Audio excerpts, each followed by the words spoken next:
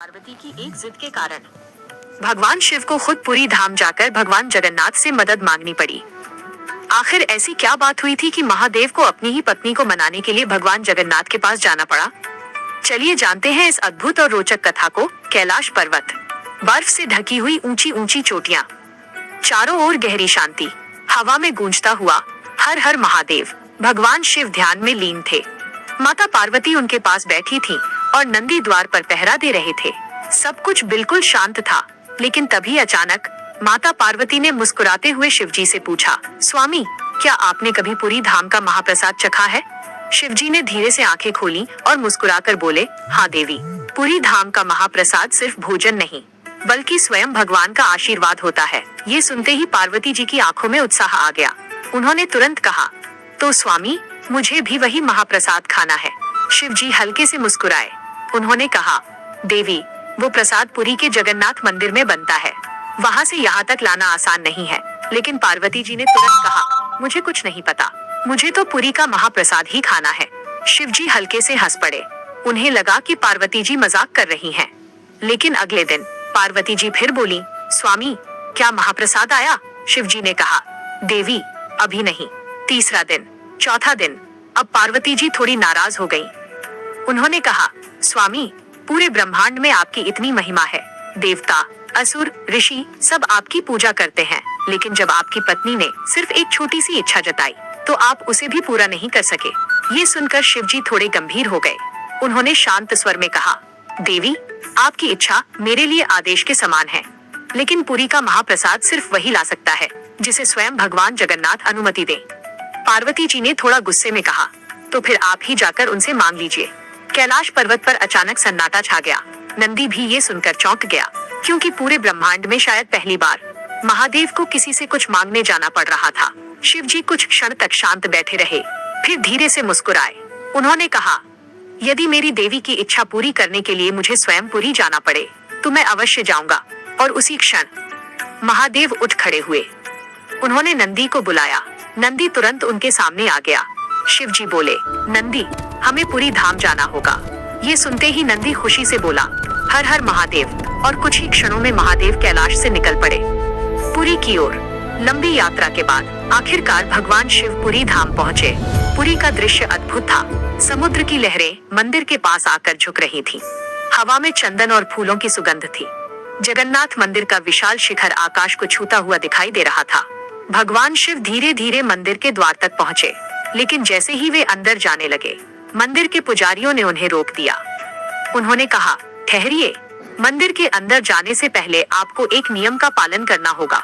भगवान शिव मुस्कुराए। उन्होंने पूछा, कौन सा नियम?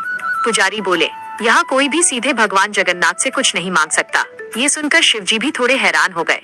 उन्होंने कहा, लेकिन मैं तो केवल अपनी पत्नी के लिए महाप्रसाद लेने आया हूँ। पुजारी बोले, यहाँ का महाप्रसाद खुद भगवान की इच्छा से ही मिलता है। उसी समय मंदिर के अंदर से एक मधुर आवाज सुनाई दी, महादेव को अंदर आने दो। सभी पुजारी चौंक गए, क्योंकि ये आवाज स्वयं भगवान जगन्नाथ की थी।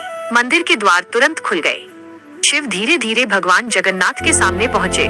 भगवान जगन्नाथ अपने सिंहासन पर विराजमान थे और उनके चेहरे पर हल्की सी मुस्कान थी।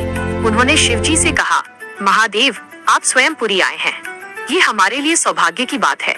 भगवान शिव ने नम्रता से कहा, प्रभु, आज मैं अपने लिए नहीं, अपनी पत्नी के लिए आया हूँ। भगवान जगन्नाथ मुस्कुराए। उन्होंने पूछा, देवी पार्वती के लिए? शिवजी ने कहा, हाँ प्रभु, देवी को पुरी का महाप्रसाद खाने की इच्छा है। कुछ क्षणों तक मंदिर में सन्नाटा छा गया। फिर भगवान जगन्नाथ हल्के से हंसे। उन्होंने कहा, महादेव, यदि देवी की इच्छा है तो उसे पूरा करना हमारा कर्तव्य है। लेकिन तभी मंदिर के अंदर अचानक एक अद्भुत घटना होने लगी। जैसे ही भगवान शिव ने भगवान जगन्नाथ के सामने देवी की इच्छा बताई, उसी क्षण मंदिर के अंदर रखे महाप्रसाद के पात्र से एक अद्भुत सुगंध फैलने लगी। पूरे मंदिर में चंदन, तुलसी और घी की दिव्य खुशबू फैल गई। यह देखकर मंदिर के सभी पुजारी भी आश्चर्य में पड़ गए। महादेव शांत खड़े थे। तभी भगवान जगन्नाथ मुस्कुराए। उन्होंने धीरे से कहा, महादेव, देवी पार्वती की इच्छा हमारे लिए भी अत्यंत प्रिय है। पुरी का महाप्रसाद सिर्फ भोजन नहीं होता, ये भगवान का प्रेम और आशीर्वाद होता है। फिर भगवान जगन्नाथ ने अपने पास रखे स्वर्ण पात्र की ओर इशारा किया।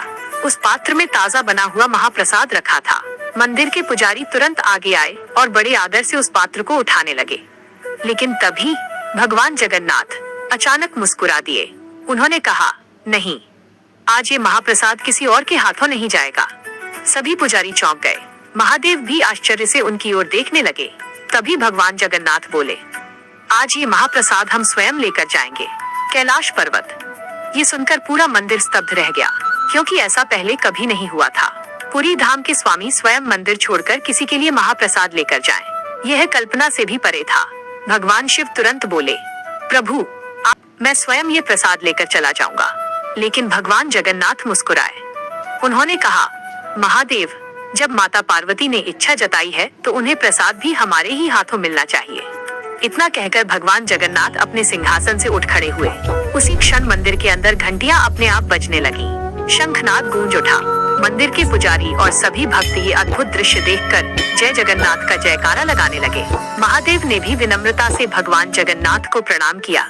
कुछ ही क्षणों बाद दोनों देवता पुरी धाम से निकल पड़े, कैलाश पर्वत की ओर। दूसरी ओर कैलाश पर्वत पर माता पार्वती अभी भी थोड़ी नाराज बैठी थी। चारों ओर गहरी शांति थी। बर्फीली हवाएं धीरे धीरे बह रही थीं और पूरा कैलाश पर्वत मानो महादेव की प्रतीक्षा कर रहा था। माता पार्वती कभी आकाश की ओर देखती तो कभी मन ही मन सोचती, पता नहीं महादेव अभी तक लौटे क्यों नहीं। समय धीरे धीरे बीतता जा रहा था। लेकिन तभी अचानक आकाश में एक अद्भुत दिव्य प्रकाश फैलने लगा। पूरा कैलाश पर्वत सुनहरी रोशनी से चमक उठा। माता पार्वती ने आश्चर्य से ऊपर देखा और अगले ही क्षण उनकी आंखें आश्चर्य से फैल गईं, क्योंकि आकाश से भगवान शिव लौट रहे थे। लेकिन इस बार वे अकेले नहीं थे। उनके साथ स्वयं भगवान जगन्नाथ भी कैलाश पर्वत की ओर आ रहे थे। कैलाश पर्वत पर माता पार्वती आकाश की ओर देख रही थी। सुनहरी रोशनी धीरे धीरे और तेज होती जा रही थी। कुछ ही क्षणों में पूरा कैलाश पर्वत उस दिव्य प्रकाश से भर गया और फिर आकाश से धीरे धीरे भगवान शिव नीचे उतरते दिखाई दिए। लेकिन इस बार वे अकेले नहीं थे। उनके साथ स्वयं भगवान जगन्नाथ महाप्रसाद लेकर कैलाश पर्वत की ओर आ रहे थे। यह दृश्य देखकर माता पार्वती कुछ क्षणों के लिए स्तब्ध रह गईं। उन्होंने तुरंत उठकर दोनों देवताओं का स्वागत किया।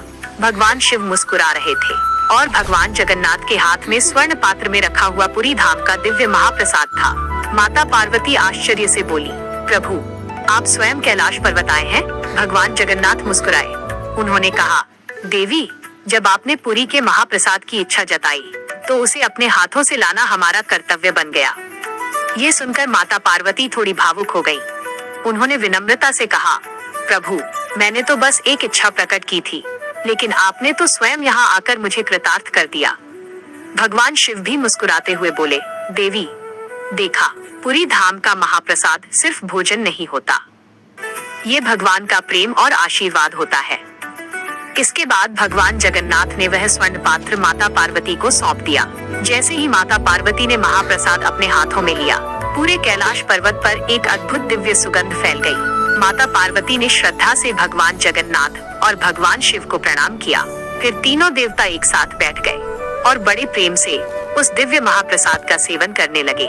कैलाश पर्वत पर चारों ओर आनंद और भक्ति का वातावरण फैल गया। देवताओं के लोकों में भी इस अद्भुत घटना की चर्चा होने लगी, क्योंकि शायद पहली बार पुरी धाम का महाप्रसाद स्वयं भगवान जगन्नाथ कैलाश पर्वत लेकर आए थे। उस दिन के बाद माता पार्वती को ये बात समझ आ गई कि भगवान का प्रसाद सिर्फ भोजन नहीं होता, बल्कि वो भगवान का प्रेम, आशीर्वाद और भक्ति का प्रतीक होता है। और इस तरह कैलाश पर्वत पर एक सुंदर और दिव्य कथा का अंत हुआ। अगर आपको भगवान जगन्नाथ और भगवान शिव की ऐसी ही अद्भुत कथाएं पसंद आती हैं, तो वीडियो को लाइक करें, अपने दोस्तों के साथ शेयर करें और चैनल को सब्सक्राइब करना बिल्कुल न भूलें, ताकि आपको ऐसी ही और भी रहस्यमयी और रोचक कहानियां मिलती रहें। जय जगन्नाथ, हर हर महादेव।